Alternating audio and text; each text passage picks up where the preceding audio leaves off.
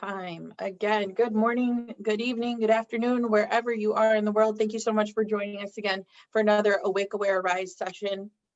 I am really super excited about this one. I know you've heard me say that before, but I genuinely am. Courageous vulnerability is something that's become very, very personal to me, and I think it's also been something that I've kind of becoming known for.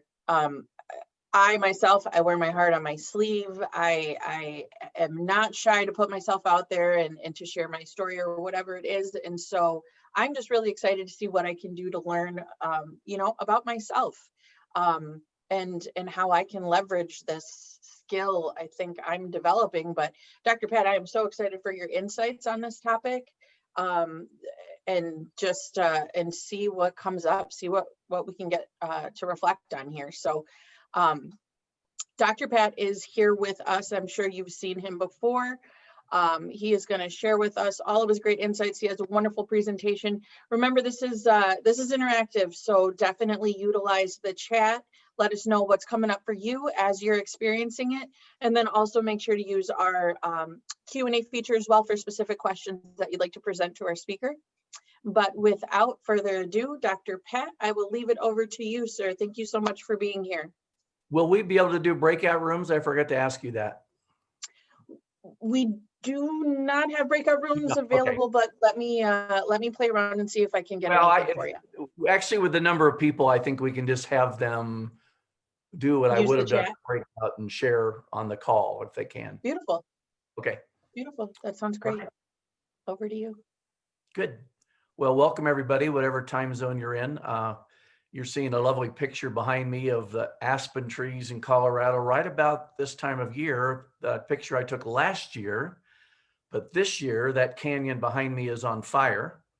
And I posted on Facebook this morning that 200,000 acres been burning for 2 months.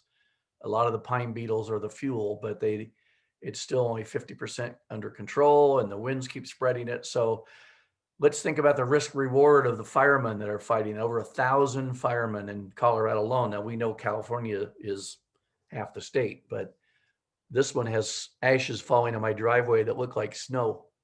So I don't have to evacuate, but it is something you think about.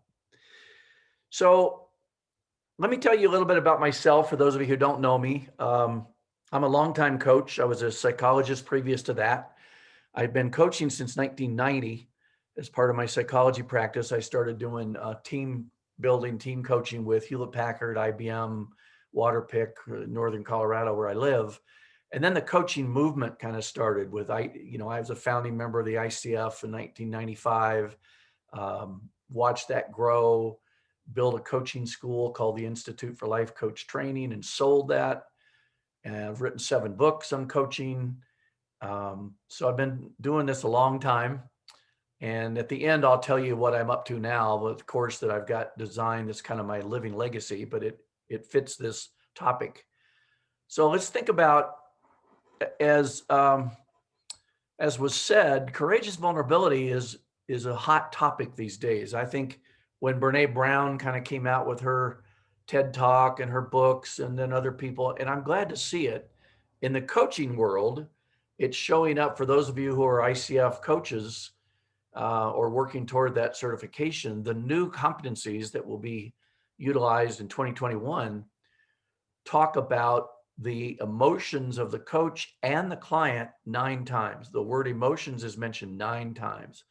And that's a big break from when we used to avoid it. Like, there was this bifurcation, false bifurcation of, if your client cried or, got overly emotional, maybe they needed to see a therapist. And that's just not true. Anybody who's excited about what they're making a change in their life, whether by choice or not, is going to have some emotions tied to it. So let's take a look at some of the concepts with this, and please post and chat any questions you have. So this is a slide I've always liked. There's an old-fashioned camera there, but life is like a camera. So if you focus on what's important and capture the good times and develop from the negatives, and if things don't work out, then take another shot. That's the philosophy. It's we can't avoid risk. We can't avoid chance. We can avoid stupid risk. I have skydived and I have paraglided, but I didn't do it without the equipment. I wouldn't do that. So, what things have you risked on? Just be thinking about that, because we're going to have some discussion about that paid off for you, or maybe you might say you failed, but I don't think failure is a word that we want to use. You get results. So there are no failures, only results. And you think about that usually in the famous quote from Edison, whether it's 100% accurate or not. Somebody asked him, what was it like trying to invent the light bulb over hundreds and hundreds of times? And he said, oh, those weren't failures. Those were only results. And that's true. You go on to the next one. That's true of anything we do in life. There are, however, concepts where you can make a statement, it is what it is.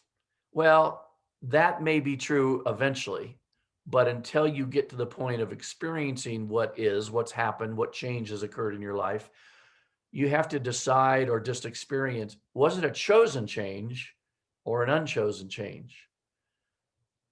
Let's talk about that in a minute. So a chosen change would be choosing to quit your job and take another one, still very stressful. Choosing to get married could be exciting, still very stressful. Choosing to move, choosing to buy a different house, choosing to have children, all of those are chosen change that comes still with some risk reward. Then there's unchosen change, getting fired from your job, getting a medical diagnosis that's a little scary, getting divorced, having to move, dealing with COVID-19. That's the unchosen change. But eventually, every experience will become a good experience, eventually. So we have to get through that period of what was true, what's now true, and what will be the new experience. So we're always rolling with the punches, to use a metaphor of getting beat a little bit. And you need support for that to happen. So emotional and courageous vulnerability mean you don't do it alone. You can be vulnerable, like was said, wear a heart on my sleeve. And I've always been an emotional sharer. I think that's why I'm confident and so involved with this topic in the books I write and the webinars I do, because emotions are just energy in motion, emotion. And if they don't get expressed, that energy gets trapped within us and it needs to come out somehow. So you need to have a trusted other, a trusted listener, someone that you can really pay attention to with that. So stepping out of your comfort zone, we use that word a lot, don't we? What does that mean? What's our comfort zone? Well, for some people, it could be the bubble you stay in and you don't reach far out of it. I'm safe here. I'm not going to take a risk. But if you don't take a risk in things that you want to accomplish in your life, you'll be stuck in mediocrity. We can live a life stuck in mediocrity, but I think the reason many of us are in coaching or in personal development work is because we want to live beyond mediocrity. Don't settle. Everyone has a unique life purpose. And if you haven't discovered it yet, you're moving toward it. And to do that, you have to step out of your comfort zone. Change is a process, not an event.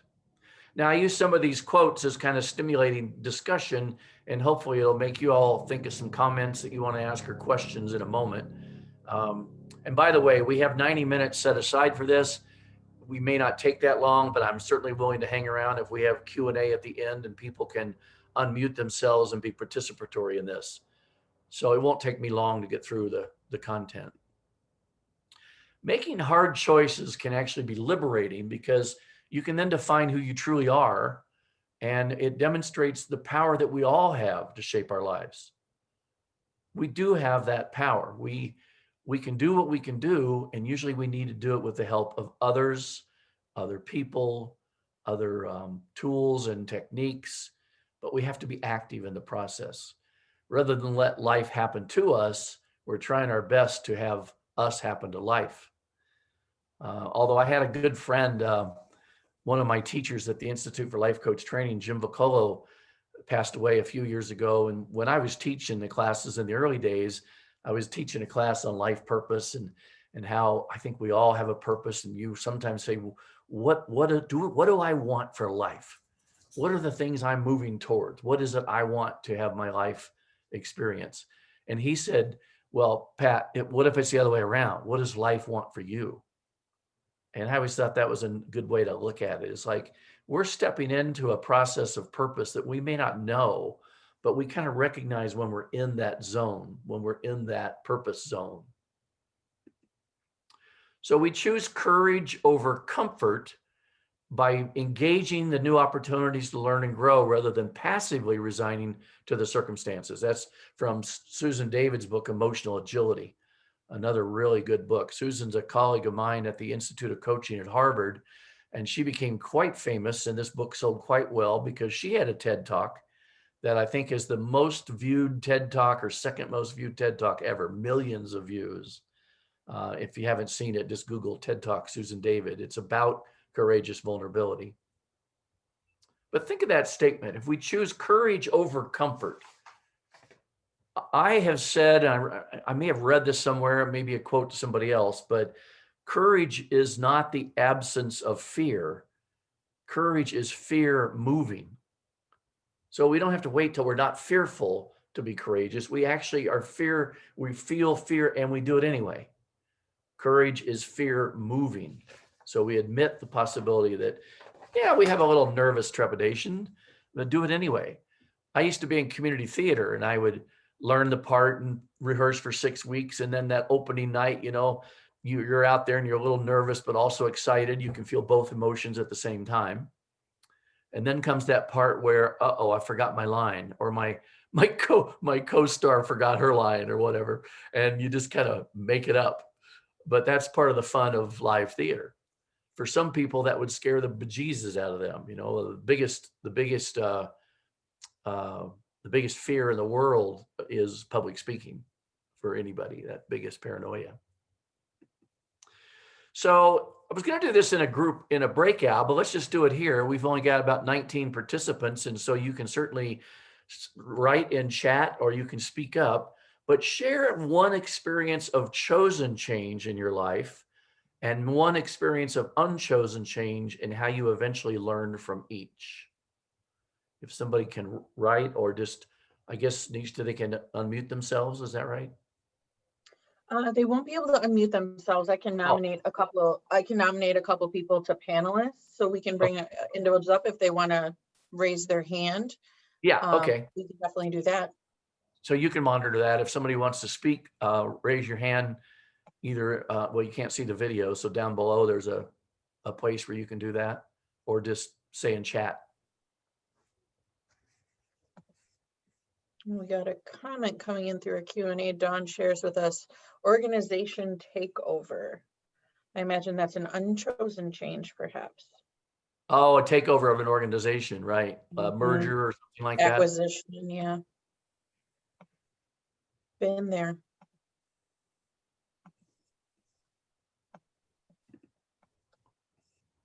I'm sure this one, we've got busy fingers between what the change was and then what they learned from it. So here we go.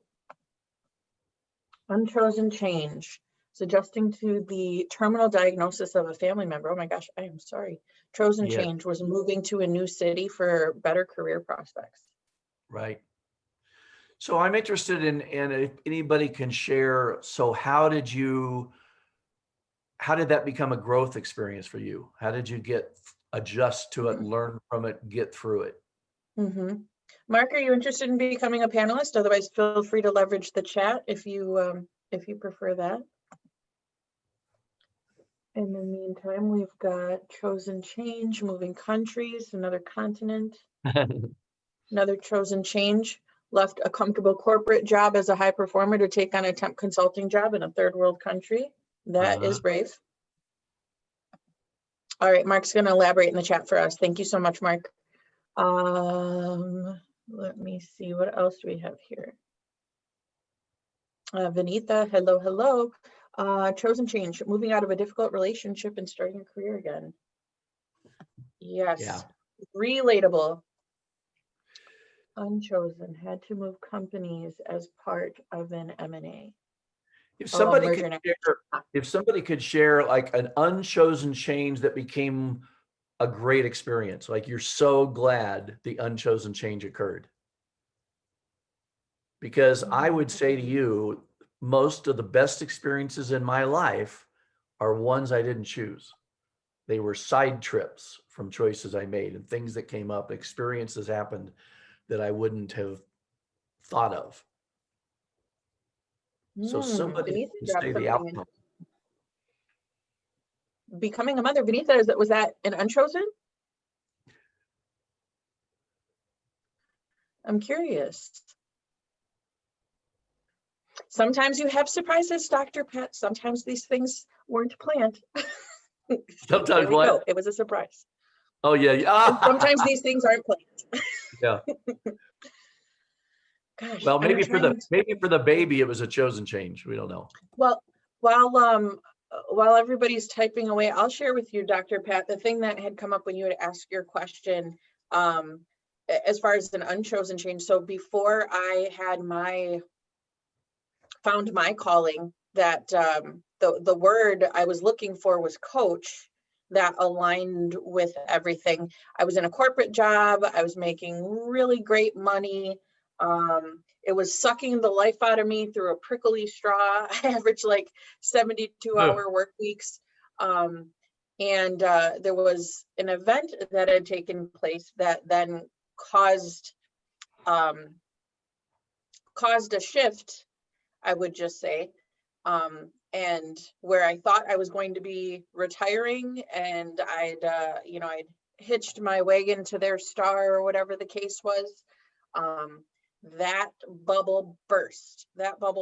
And initially I was upset. I was a little embarrassed. There was a lot that had come up, and I was fearful because I didn't have a plan B. I didn't know who I was meant to be yet. Right. And so at that time, and even over the next year after that had taken place, it was a roller coaster. It was absolutely a roller coaster between, old patterns of self-doubt and judgment and criticism coming up, picking myself apart for not doing this or that, or I coulda, woulda, shoulda. Yeah. Having a family that's looking at me, with expectations, having my other family members that are saying, what are you doing with yourself? Then come to them and saying, hey, I think I'm a coach, and I think I'm going to go to school for this, and I think this, and I think that, and I believe this about myself, and I'm doubling down on myself, and I'm jumping off the cliff right now. I hope you guys support me. And I didn't get all the support that I was hoping for. So, hindsight, had that all not had taken place, I'd probably still be doing a job that didn't bring me joy and fulfillment. Right. I was scraping by for the fulfilling pieces to keep my battery above E. Had that not had happened, like, would I have chosen today? I can say I would choose that year of pain because I'm on the other side of it, right? But in that moment, if somebody would have just reached their hand out and said, hey, you can tag out now, you don't have to do this anymore, let me go make it easy, here's your easy button, I probably would have pushed that button. There were a couple times I would have. So then I didn't find my gratitude then. I found my fear. But now I would say absolutely it's something I'm profoundly grateful for. I found who I was on the other side of that. Yeah, and you give a good example that other people are mentioning similar in chat is you may know that you need to get out of a certain situation, a job, a marriage, a circumstance, or whatever. And so you make a calculated risk, and maybe that one doesn't work, but it leads to what does. It's a stepping stone. There's a great book that I recommend to all coaches, and it helped me get started in my coaching 30 years ago, still relevant today. And the book is Transitions by William Bridges, which is a great name for a guy that wrote a book on transitions, right? Bridges. It's a little book, but it talks about the what was, what is, and what will be. And that's any transition that a company is in, that a person is in, that a relationship is in, there's a transition. And when it goes back to that unchosen change, eventually has to become chosen. It is what it is. Now I have to choose what has happened. A personal example for me, since we're talking about courageous vulnerability, is a about 3 years ago next month, I moved back from Florida to Colorado. I say I escaped Florida. I was trapped there for a while. And I moved back to where I've spent most of my life. And to be near my oldest child and grandkids. And 3 weeks after I moved back, my wife passed away suddenly and shockingly. So I've been living almost 3 years alone, making a distinction between lonely and aloneness. I've got my wonderful dog here by my feet. He's my buddy. But I'm now seeing that with the coronavirus, yes, I've always worked virtually, but now every once in a while I feel like I have a lonavirus. Now I'm not suffering.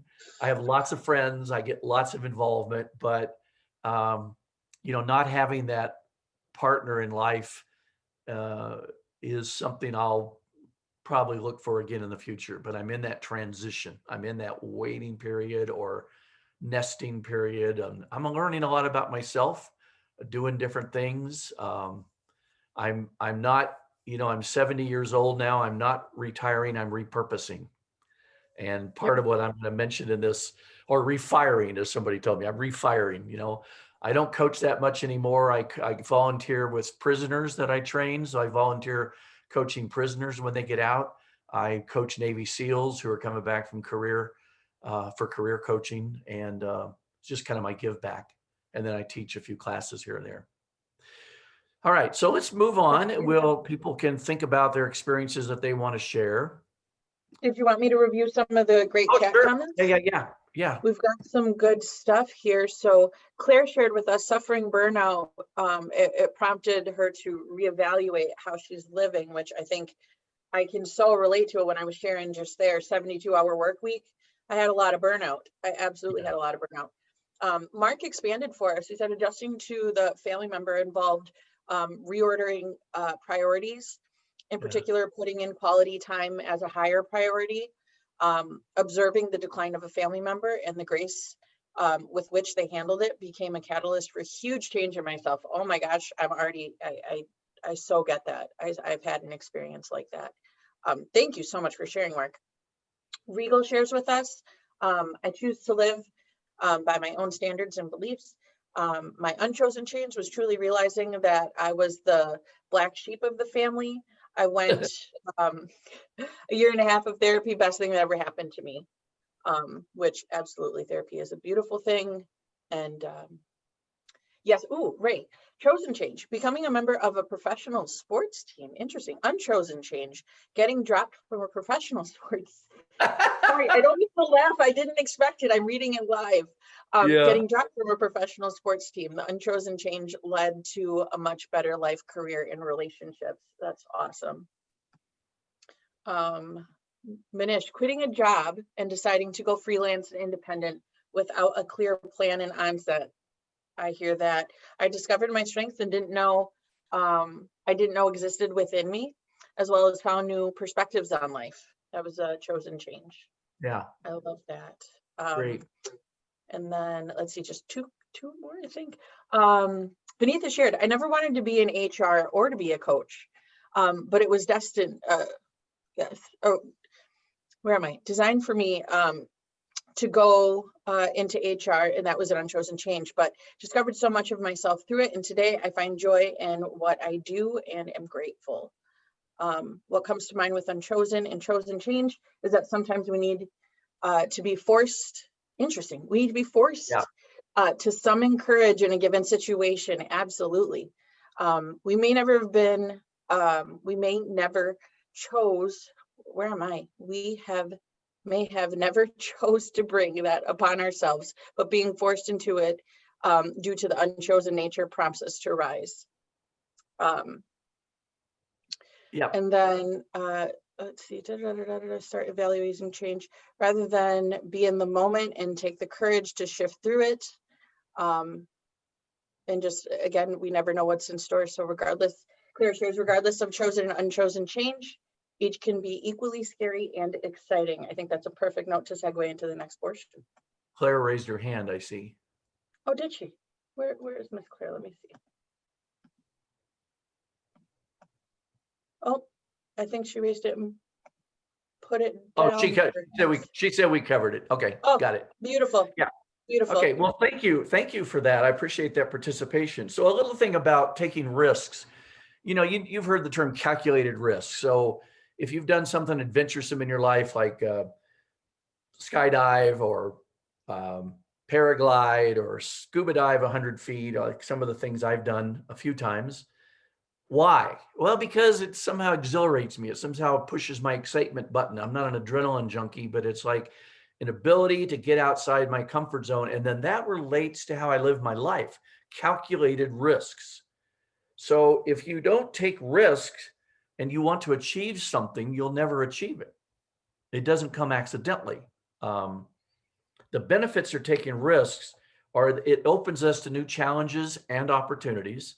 Someone said in the chat that even chosen change or unchosen change still come with trepidation and nervousness and fear. So even chosen change can do that. But you push yourself to learn a new skill, such as public speaking or learning some new craft, and it may come in handy as a business owner or as something that just fills your joie de vivre. Taking risk empowers you to establish new limits in your mind. You learn that you can do more than you think. They can result, of course, in positive outcome. When not every life step can be carefully planned, we in coaching coach people to have a plan and steps toward what they're committing to, but we still don't know if that's going to get them where they want. They're just efforts along the path, and eventually we make adjustments. It's why I said earlier that I think some of the best experiences I can recall in life were actually side trips that I took along a path. So it's like if you're going to go on a trip, do you call AAA and get the highways and the same hotels with the ugly art and the basic decor, or do you take county roads and veer off and just experience the environment differently than if you'd gone the fastest, most concrete route? That's my experience. Um, Once you become accustomed to taking risks, you break free from the average way of living and thinking. You're not a risk taker that's dangerous, but you're willing to take chances. And in coaching, I often have my clients go experiment with this. I mean, don't make a change overnight. Don't quit your day job tomorrow and go do this unless you have 6 months of income in the bank at least. But experiment with it. What would it be like? Interview somebody that does what you're thinking of doing or lives how you're thinking of living. If you say, I want to go live in a third world country for a while, or I want to go move to Europe from the United States, or whatever it might be, you can find compatriots that have done that and calculate your risk a little bit. So it does take blind trust eventually because we don't know the future. So that's one of the points of this. But boy, what are the rewards? So as I said here, I'm sorry, I went backwards. Life mystery versus mastery. We can try to master life and master this. I mean, I'm a master certified coach, but I'm not always masterful.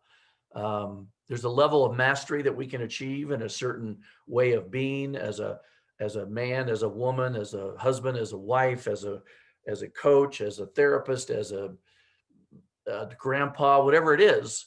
But there's still a mystery to what's next. There's still a mystery to life that will come with experiences that we don't yet know.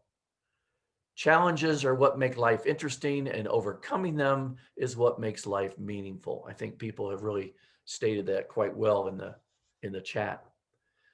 So there's the thing called the hero's journey. And if you're familiar with the Hero with a Thousand Faces by Joseph Campbell, I had the privilege in my master's degree program in 74 and 75 of having Joseph Campbell come and be a teacher for a week at the university I was at, because he talked about my favorite psychologist, Carl Jung, who I always had to read other people to understand what Carl Jung was saying. His writing was so erudite that I said, I think I get it, but let me have somebody else tell me what he meant.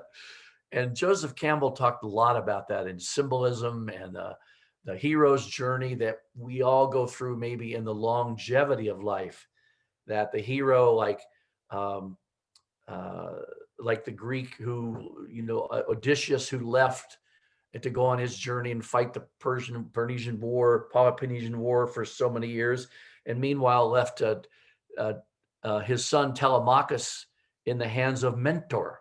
So mentor is where the word mentoring came from, because Mentor was there to teach Telemachus while Odysseus was gone. So he went through a hero's journey of facing challenges, overcoming them, maybe having a few wounds and hurts and bumps and bruises, but eventually we triumph over all the conflict. So look that up if you want to learn more about it, but it's a metaphor for the long life. And I think we coaches have to have a life well lived. We can't, most of us aren't 20 something. If you are, then you're going to be coaching people younger than you or about the same age, because that's the life experience you know. I think that the fact that we've lived a life well lived means that we've got some experience, not to give answers to our clients, but to understand the human foibles that come up, the risks and everything. One of my favorite little books that I've had for probably 50 years at least is Notes to Myself by Hugh Prather. I need to move these pictures out of the way here.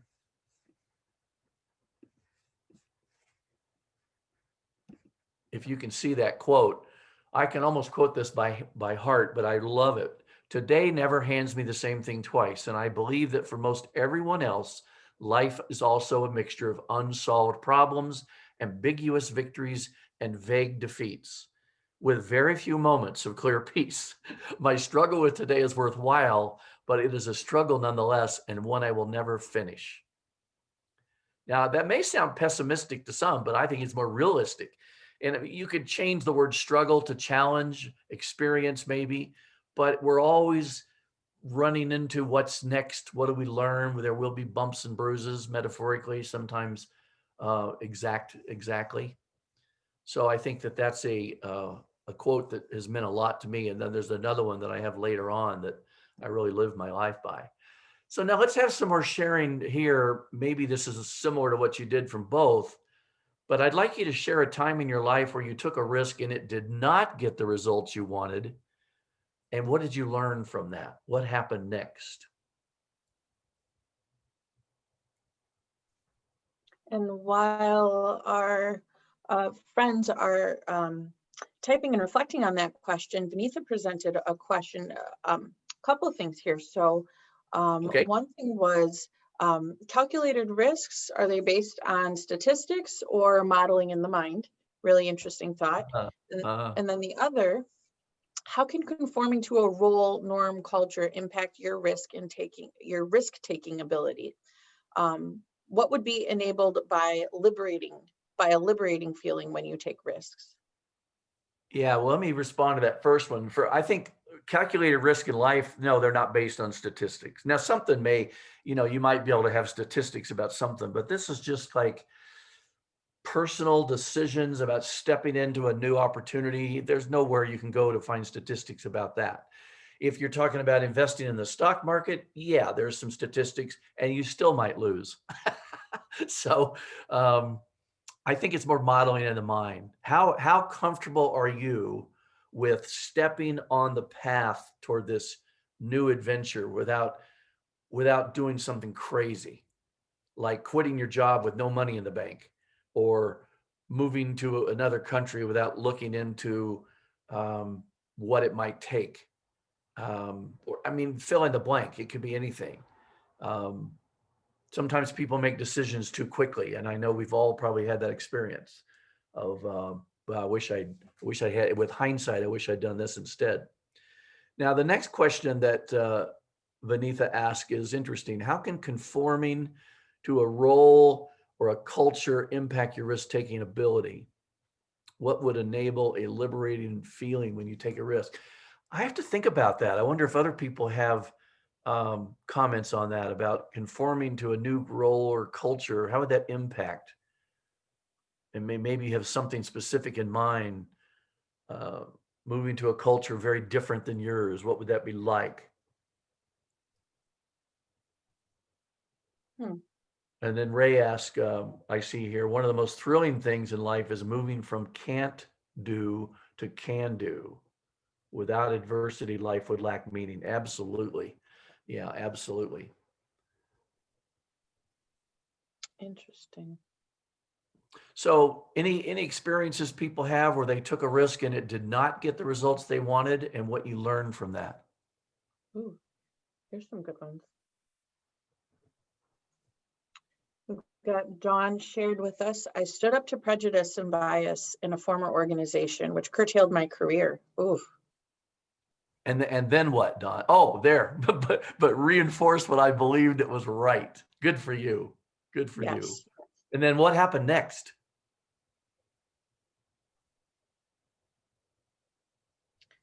What career did that lead to after it curtailed the other one?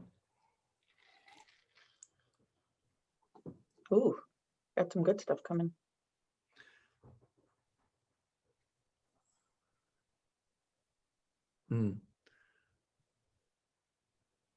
So Vanitha says, all I learned was it only gives you an opportunity to forgive yourself and move forward. Yeah. I mean, stand up, get going, see what's next. Oh, there's one that was further up. Can you read the one? I can read it, Yep. Mark. Yeah. Mark said, Vanitha or no, I'm Mark? going to read Mark. Taking a risk that paid off, moving to a new city for a better career prospect. I realized on the other side that all success is transitory anyway. Yeah, I'm laughing not because it's funny, but because it's true. Taking a risk that didn't give what I wanted became the impetus for chosen change afterwards. I realized that I need to be open to more outcomes than just the ideal one, and to be that 70 to 80% of what I wanted via another avenue is still great. Yes. Well said.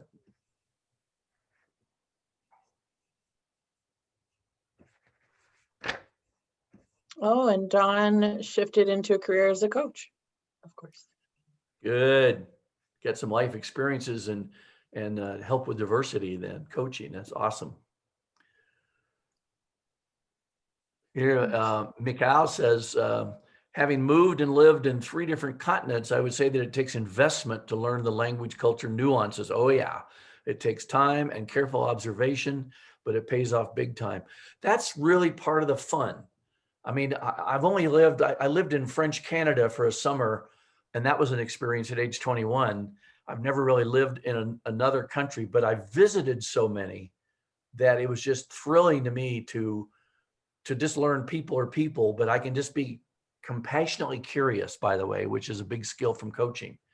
You can be curious anywhere you go, and you probably won't make a cultural faux pas if you're curious, or if you're open to understanding that what the word you thought meant didn't mean that.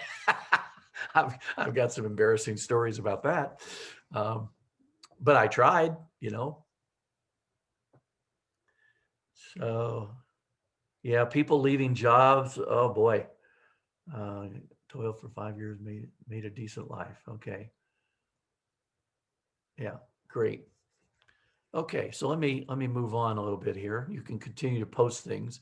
If you're familiar with the book, The 4 Agreements by Don Miguel Ruiz, I like it. It's one of those nice, simple books that's got truth. I reread it from time to time. He talks about be impeccable with your word. And impeccable in translation means sacred. So it's like tell the truth, be impeccable with your words. At least tell the truth to yourself, and then don't take anything personally. Oh, that's a hard one. But in today's climate around the world, both in politics and I think in social injustice and other things, we forget that opinions are not facts, and things said about us aren't necessarily true. We don't have to buy it. So don't take it personally and become hooked by that. And then don't make assumptions. How often do we get in conversation with somebody and we already think we know what they're going to say, or we know what they are or something, and that's what gets in the way of heartfelt, courageous conversation. Don't make assumptions. That's really true in coaching, because we stay in a non-judgmental stance. We stay curious, and hopefully we're going to be surprised and have the person be surprised by the questions we might ask or the space that we give for that new conversation. And then always do your best. Well, underscore always. Do I always do my best? No, but I can come back to reminding myself to do my best. And maybe what I did do was my best, but it can be better. So I think, that's a nice little book. You don't have to buy the book. You can go online and read more about these if you want to, but it's a tiny book. It's one of those pull out every once in a while, open a page, see what you learn. These are a few quotes. I love quotes, and I send out weekly quotes in some of my blogs and some other things, but I love this. This is like lessons from nature. I used to write a blog called Monday Morning Musings, and I would look out my window and just see what I can learn from nature, or walking on the trail. I live by a river, walking on that trail, or hiking in the mountains. So some of these are relevant to that. We cannot change the direction of the winds, but we can adjust our sails. Now, I'm not a sailor, but I've been on boats, both in the ocean and on big lakes. That is so true. It's also just like an airplane. An airplane is never on the same path. They're always making adjustments constantly. And a sailboat's the same way. You're going to a destination, but you might have to veer over here, veer over there, or avoid storms or uh, other obstacles, or just, you got off course somehow. So that applies to our life too. We have to adjust our sails to the winds that come up. You'll never experience new oceans if you're afraid to leave the shore. That speaks right to the heart of this talk. If you don't leave your comfort zone, the shore, then you'll never experience the vast opportunities that might lie ahead. Even if you don't know what they are, you're going to calculate where you think you're going and what you want to do, but it may lead as a stepping stone to something else. At least you left what was not fulfilling. And then Heraclitus says you cannot step in the same river twice. That's so true. I mean, if we're in the flow of life and we're thinking of getting in the new flow, well, the river's flowing. You can't step in the same river twice. So every experience is a new experience. This is another one out of Notes to Myself by Hugh Prather. Embrace imperfection is what I've titled it. Perfectionism is slow death. If everything were to turn out just like I want it to, or just like I would plan for it to, then I would never experience anything new. My life would be an endless repetition of stale successes. When I make a mistake, I experience something unexpected. I love that because that's life. There is no perfect. Um, if we try to become perfect, we're fooling ourselves. There's just, it's just you'll waste away trying to. No, I want it to be perfect before I can do it. No, it won't be perfect. It'll be what it is, and you'll be who you are. Now, there's another one I think is relevant here. There was a woman that wrote a blog years ago, Bronnie Ware. I think she was Australian or New Zealand, and she wrote this blog as a hospice nurse, and she wrote on lessons from the dying, and it became quite popular. And she wrote a book and did quite well with it. But it's one of those great lessons from the dying passed on to the living. And I use the metaphor. My latest book is called Getting Naked on Emotional Transparency, or I subtitle it Getting Naked with Your Clothes On. In courageous conversations that we can have in coaching and with our trusted others in life, you can get naked with true wants and desires, struggles and challenges. So let's see what the lessons from the dying are, the top 5 regrets of the dying. I wish I'd had the courage to live a life true to myself, not the life others expected of me. Think of that. This is what somebody near death is saying. I wish I'd had the courage to live a life true to myself, not the life others expected of me. Well, wouldn't it be great if we did that now before we got a health concern that was going to have us be near death? They also said, I wish I hadn't worked so hard. I used to say, nobody ever lay on their deathbed saying, I wish I'd worked harder. Nobody. So we have to pay attention to the fun parts of life in addition to work. We're human beings, not human doings. And that's another thing, by the way, in the new competencies of the ICF that I think are brilliant. We talk about the beingness of the client and the beingness of the coach. People come because they want to do something different or have something different, but we need to get to the being. Who are you? Who do you need to become to have this occur for you, to create this life you want? And what's true about you now that may be holding you back? What's something you haven't shared with other people that you could share with me? So that relates indirectly to, I wish I hadn't worked so hard. And then it relates directly to this one. I wish I'd had the courage to express my feelings. How would it be to lie on your deathbed and know that you never told your sons you loved them, or that you never experienced the true expression of things that that meant something to you, maybe your hurts but also your joys. um, Expressing feelings makes us more vulnerable, yes, but it also makes us more human and more fulfilled and more complete. I wish I had stayed in touch with my friends. Well, it doesn't mean Facebook friends. This means real friends. So one of the things I noticed when COVID started, and I've been coaching by phone and not by Zoom so much, but teaching by Zoom for years. And one of the things I noticed, even in my own life, of I picked up the phone and called friends that I hadn't in a long time. How you doing? How you coping with it? My family would have Sunday afternoon meetings on Zoom, and they live all over the world. I got a brother in Maui and a cousin in Thailand, and I got California and um, Oregon, um, Africa. I mean, our family spread out over the place. So we'd have Zoom calls. It was great. We talked more than we had in the last 10 years. So staying in touch with your friends, do it now. Don't wait till you're on the dying bed here. And I wish that I had let myself be happier. Now, there's a great phrase in that. I wish I had let myself be happier.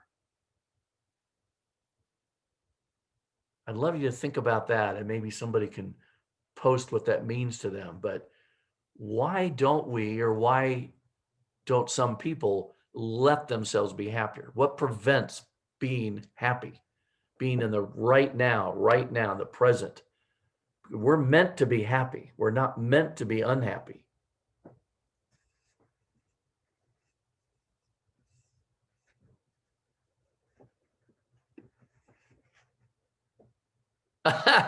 Ray says, I wish I'd eat more ice cream. Yeah, okay. Well, everything in moderation, Socrates said. So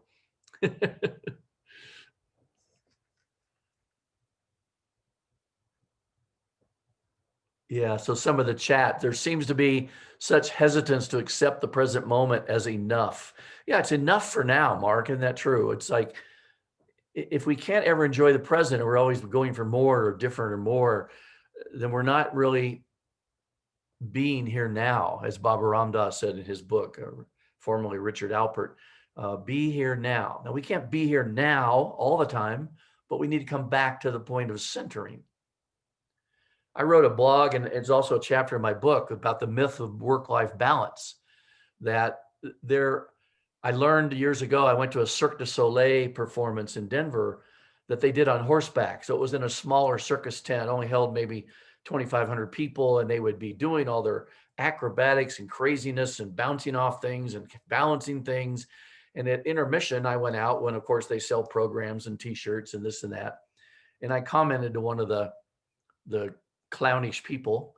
I said, I am just so amazed at the balance you guys have. I just can't believe how you achieve. He goes, obviously, monsieur, I mean, he was French Canadian, you aren't paying attention. I said, what do you mean? He said, we're in constant motion.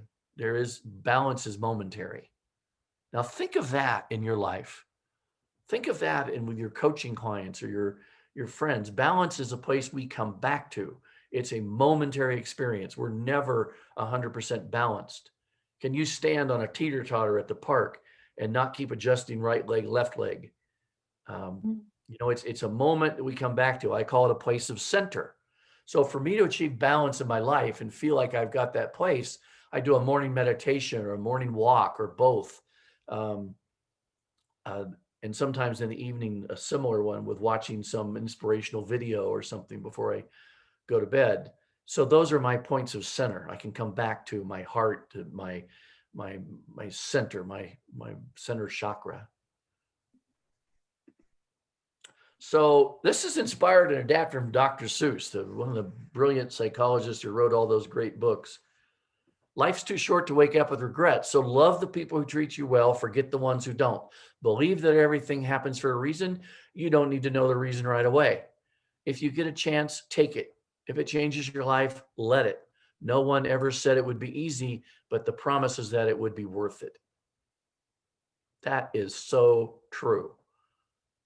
That one is on a little sheet of paper on the side of my file cabinet. So every once in a while, oh yeah, that's a good mantra.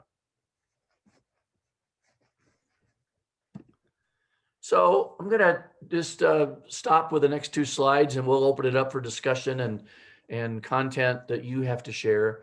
But this is my new book. It's also for those of you that live overseas or outside America where Amazon shipping would be expensive. It's also an audio and in ebook, so you can look for that on Amazon with my other books. You see there in bold, I've got a new program based on the book called Conscious Living Mastery. It just got approved for 38 ICF CEUs.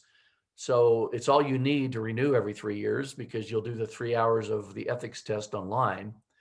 But you can take a look right now and download module free of 12 modules for free if you want to, and see if you want to take it for a test spin.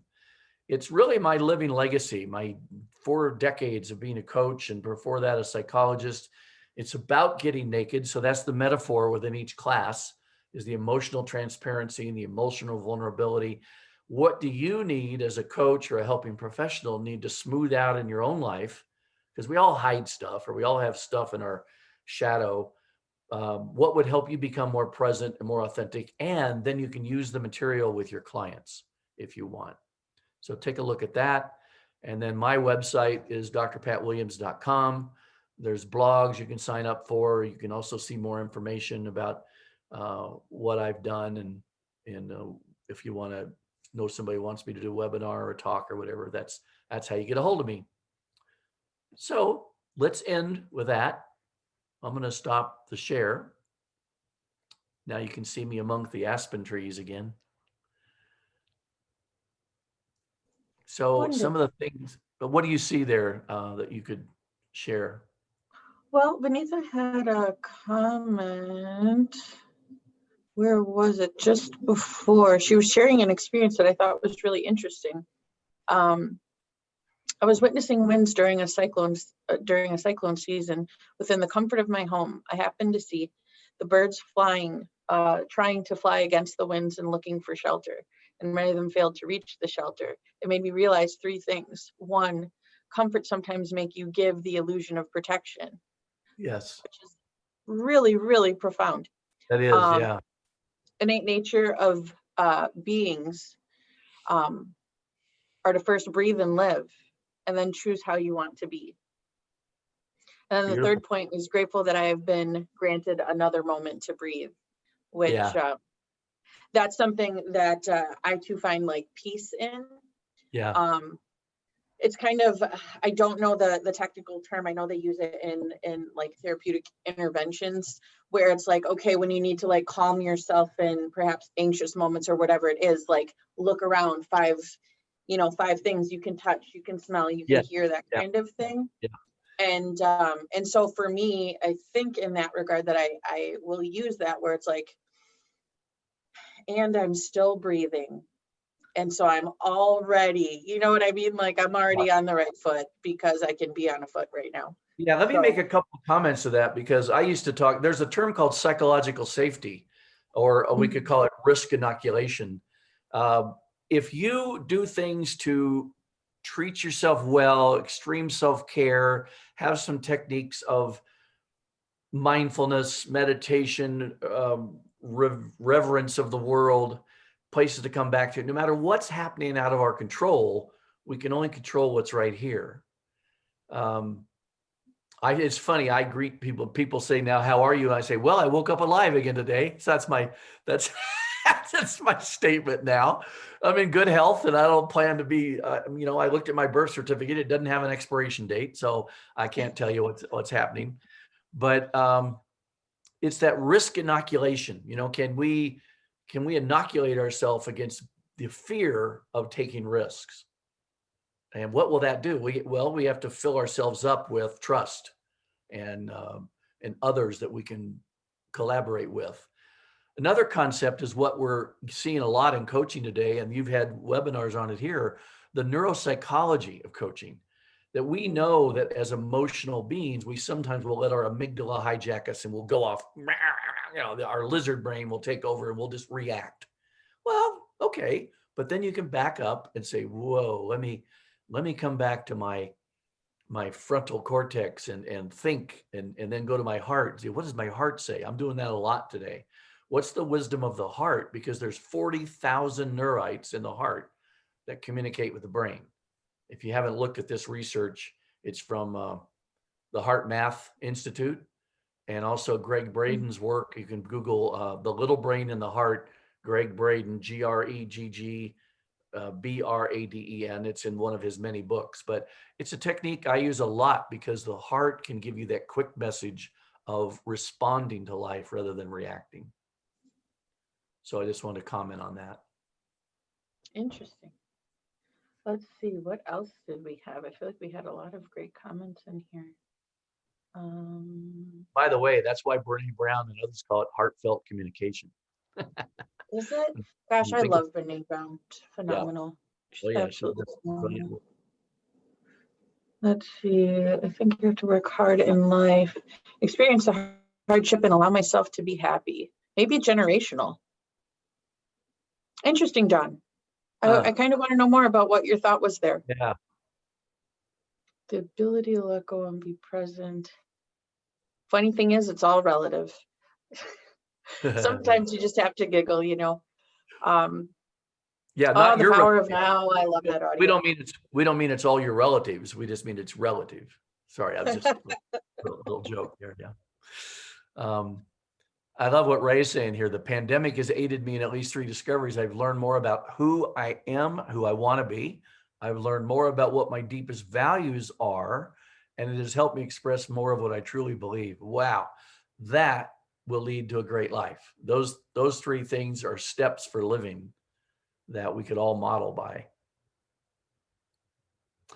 I see that we still have 17 people here. I appreciate that. So you're hanging around in thought and in comments. If you go back to the whole concept of emotional, courageous vulnerability, being vulnerable is scary. I mean, if you're vulnerable in like with the fires that are approaching over, 15 miles from my home, if I lived in those homes that are nearby, or was the fireman fighting the fires, I'd feel, yes, I'm trained, but there's vulnerability. Courageous vulnerability is to know that the courage that we talked about earlier is just fear moving. And in fact, the word courage from the French cœur comes from heart. The word for heart in French is cœur. So courage means it comes from the heart, not from our head, which we can get into false beliefs and assumptions and those taking it personally that came from the 4 Truths by Don Miguel Ruiz. So all these words that I'm sharing today and quotes and everything are to lead to an internalizing of an experience for how are you living your life? How are you living your life pre-COVID? But how are you living your life now in this pandemic that has created a crisis that we've had before? We've had wars, we've had drought, we've had dust bowls, we've had pestilence. We will get through this and something else will come upon us. We don't know. But there's also a lot of good going on in the world. And if you can make yourself have vulnerability where you learn new things, maybe don't watch the news so much, find the positive quotes that come on Facebook, subscribe to some like Eckhart Tolle and some of those things you can find. I think that's the whole purpose of my course and my book is for people to find somebody at the right time and the right place and the right person to get emotionally naked with. You don't want to get naked everywhere any more than you would like to shed your clothes anywhere. So it's that metaphor that feels like you're bearing your soul. Mm-hmm.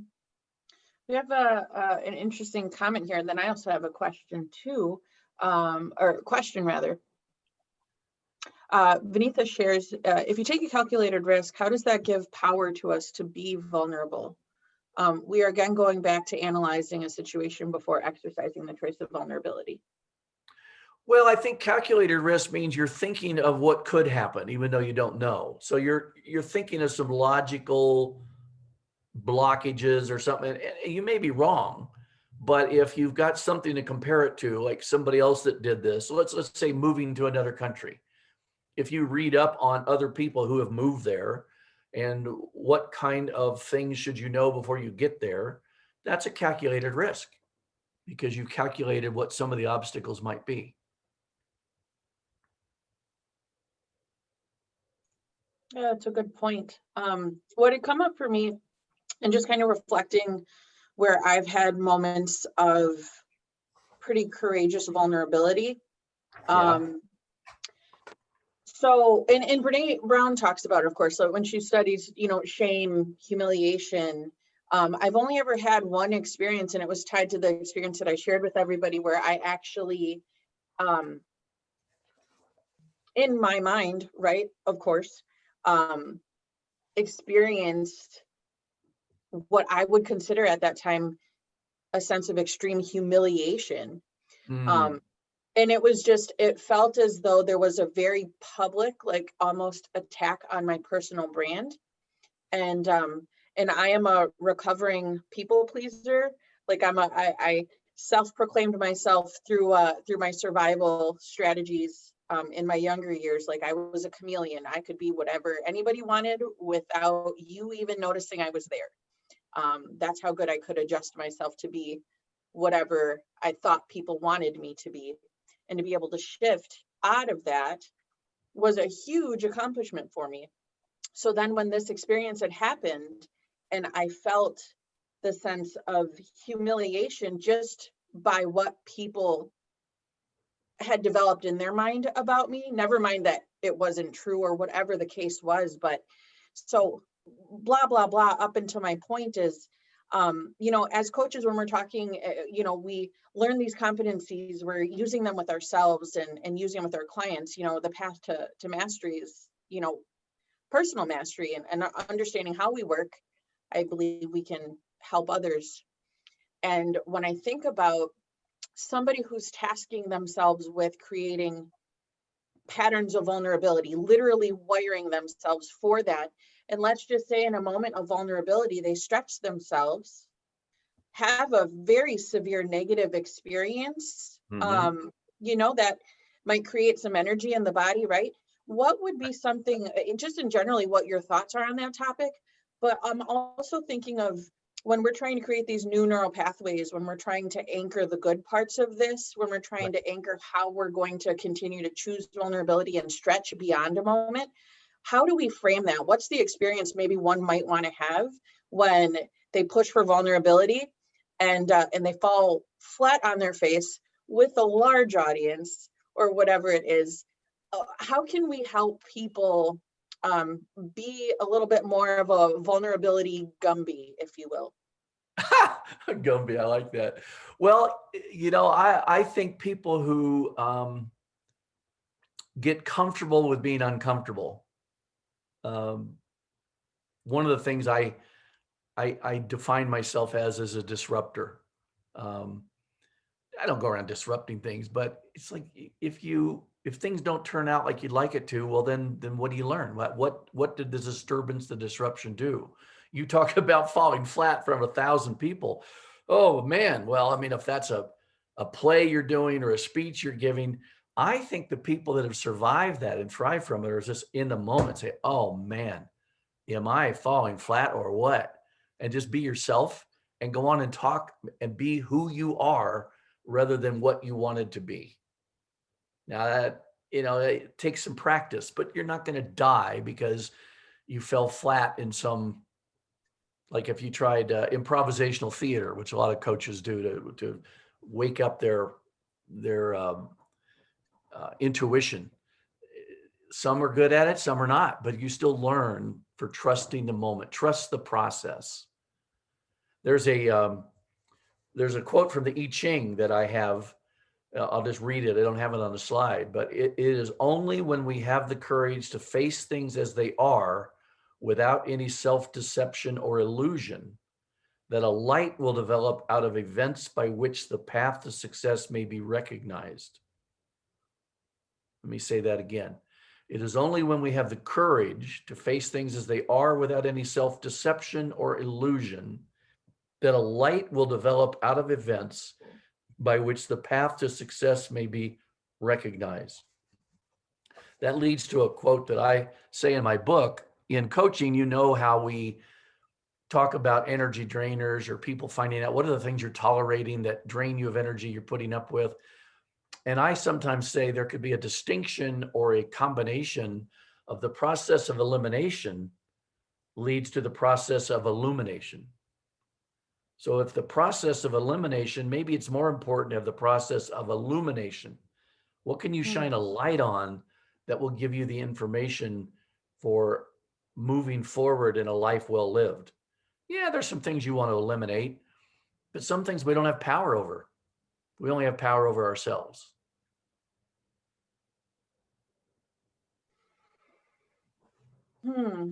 That quote is phenomenal. I need to find that quote. I think that's one of those ones I need to put on my bathroom mirror. I don't know if you have those things. You just got to pop in everywhere. Oh, and Dr. Pat, make sure you have it to all panelists and attendees, and that way everybody will be able to see all that good stuff that you're sharing. There was another question here, which is kind of funny. I think we kind of touched on this a little bit, but how can I tell the difference between courageous vulnerability and being stupid? Oh, yeah, I saw that.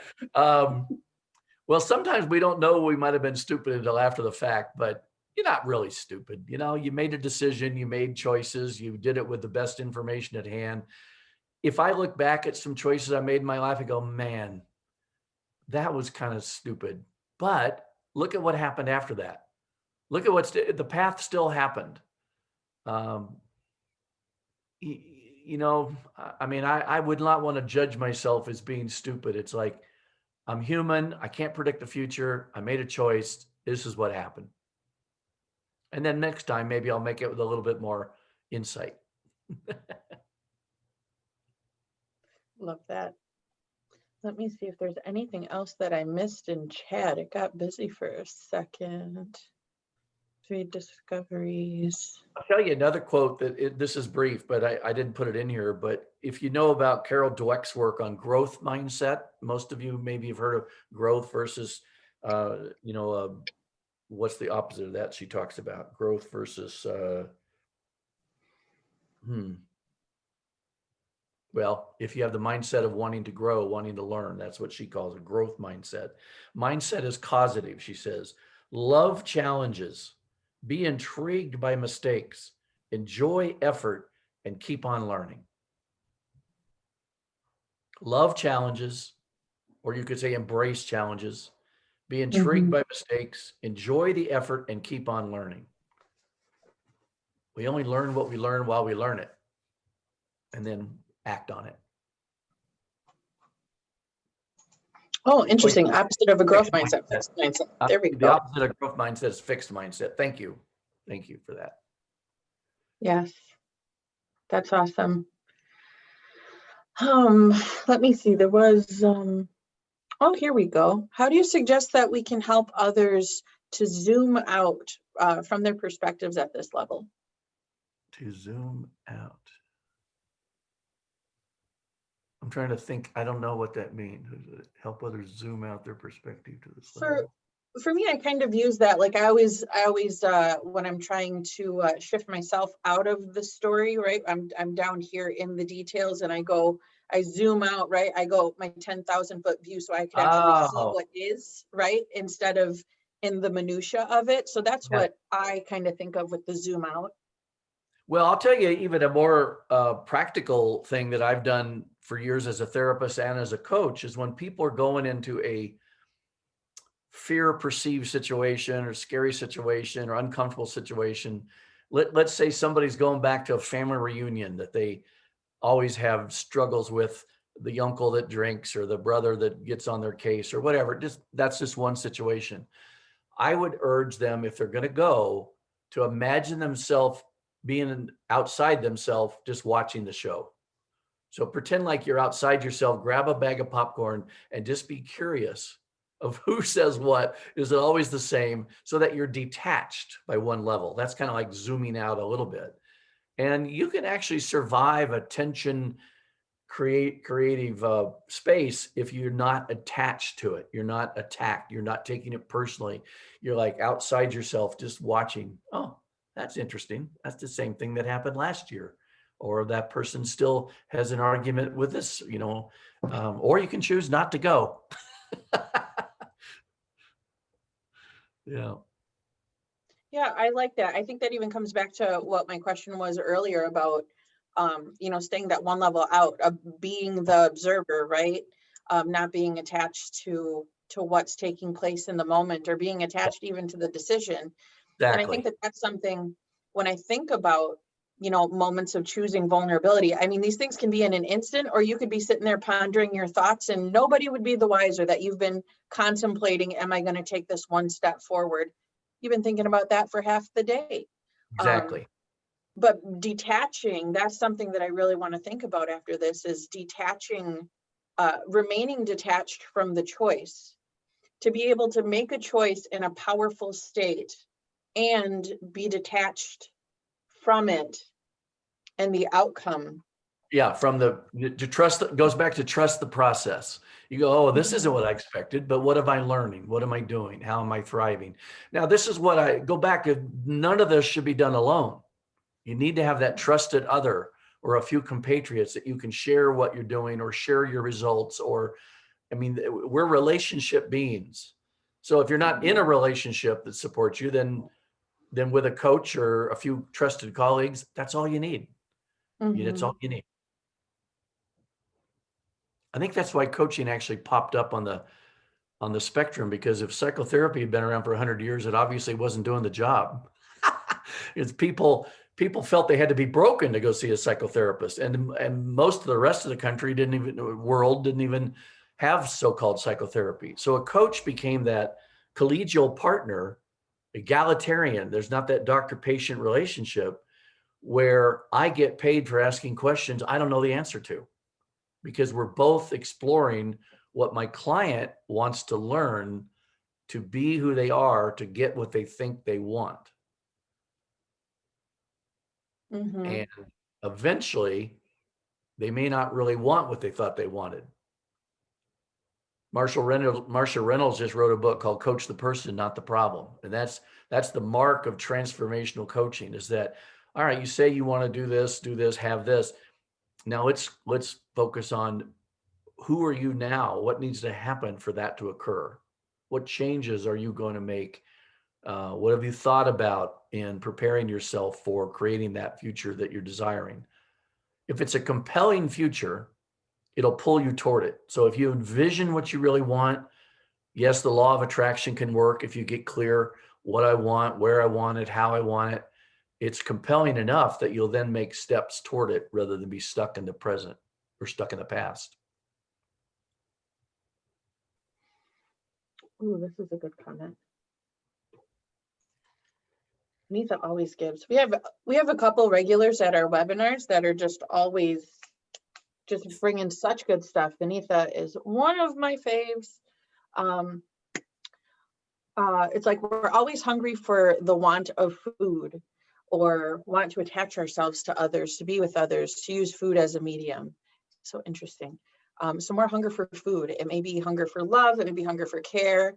So that's interesting. I think about the courageous vulnerabilities. The other thing that comes up just from looking at this and what you were saying is, how do we, leveraging vulnerability, leveraging that, tapping into the courage to meet our basic needs, the basic needs as a human being.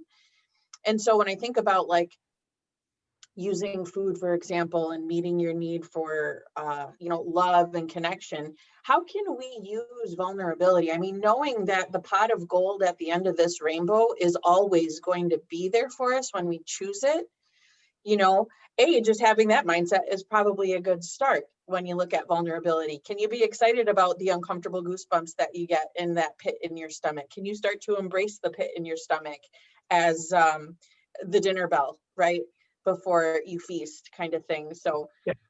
And then you'll have I don't those know. moments. You'll have those moments of calmness, being, oh man, I'm in a good place. Look at this career I created, or this life I created, or this relationship I've got. You have moments of fear and uncomfortable and vulnerability, but you also get to enjoy what's occurred. Here's a thought. This goes way back to my early training and coaching with Thomas Leonard, who started Coach University and was the founder of the ICF. He used to do an exercise on needs that he called needs versus wants versus values.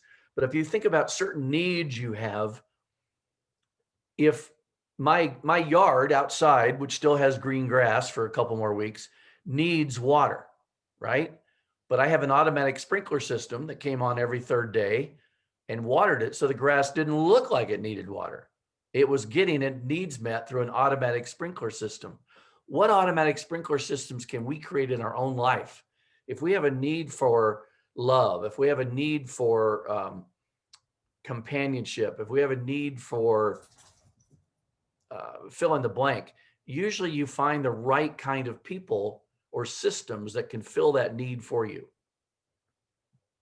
That you need to have an automatic sprinkler system, metaphorically, that's filling the need so that you don't have a deepening want.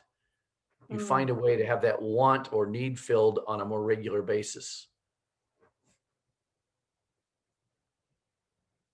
I know you're thinking, your eyes are looking up there.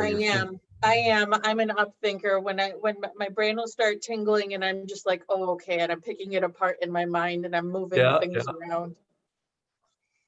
Let me see if there's anything else in the chat. Now we're talking about breakfast, and I'm not gonna lie, friends, I am on 2 pieces of toast and a cup of coffee. So all of this delicious cuisine talk is definitely sending me to the kitchen. Yeah, me too. I've got a half an hour before my next call, and then I'm going out to play golf, y'all. So that's what I'm doing for fun today. So. Oh, Dr. Pat, you're making my heart ache.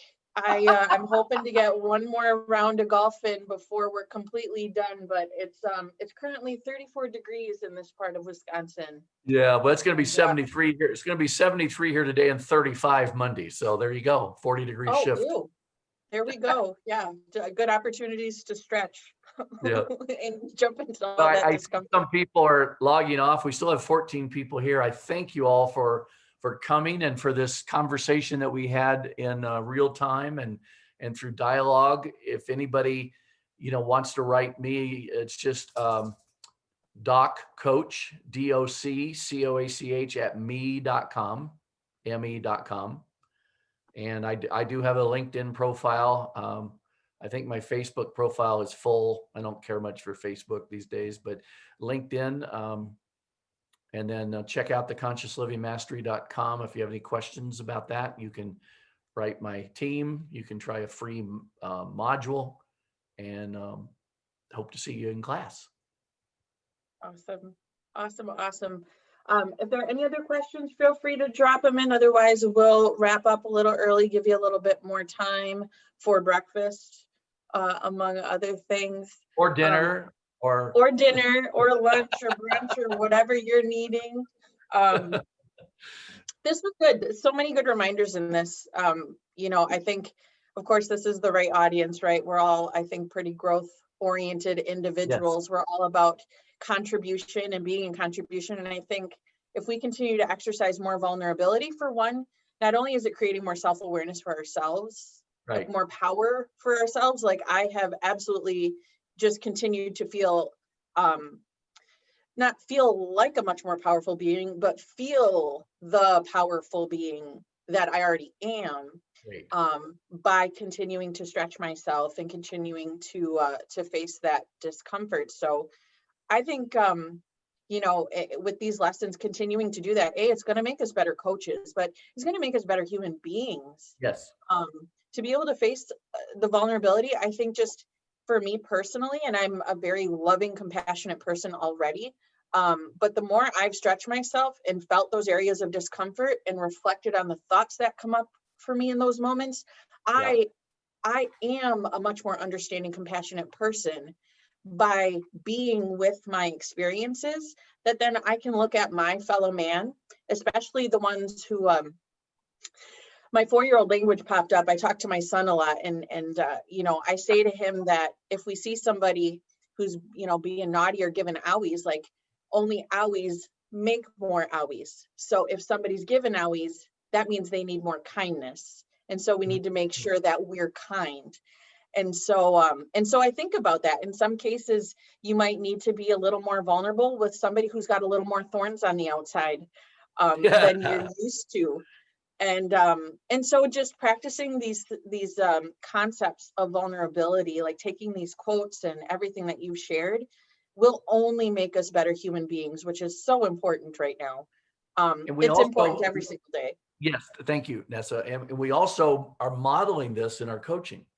I mean, we want to be an example, a model. We want to communicate in a way that helps our clients become more of who they can be, because that's what we're doing. And then let that ripple effect move on to more people living a more purposeful life. Maybe there'll be an undercurrent of change and we'll have a new renaissance in this world, like happened after the Dark Ages. Maybe it's time for that. Yes. They're saying, people are saying you have a halo behind you, Nessa. You've got, with a globe, you've got a halo with that spaceship Earth picture you've got there. Well, thank you. Well, thank you. I threw it on. I threw it on this morning. It felt right with this conversation. Yeah, great. Awesome. Thank you And so I much, and I everybody. and if Yes. you need the slides or something that you want to have people get, I know you're going to have recorded of this, but do you want me Yes. to send you the PowerPoints in case somebody asks for it, or should I send them Yeah, to Mag? typically, yeah, definitely. I'd probably say we'll send them to Magda and the team. Okay, We like to have those resources available. A number of our guests really like to review content and review the slides and keep some of that information. So absolutely, I know that would be okay, appreciated. will do. Well, Um, thank you for your co-facilitation here. It was really fun. I'm glad we yes. had a group of 15 to 20 people hang around, and we had some great lessons that I learned from the quotes and the comments. So this is awesome.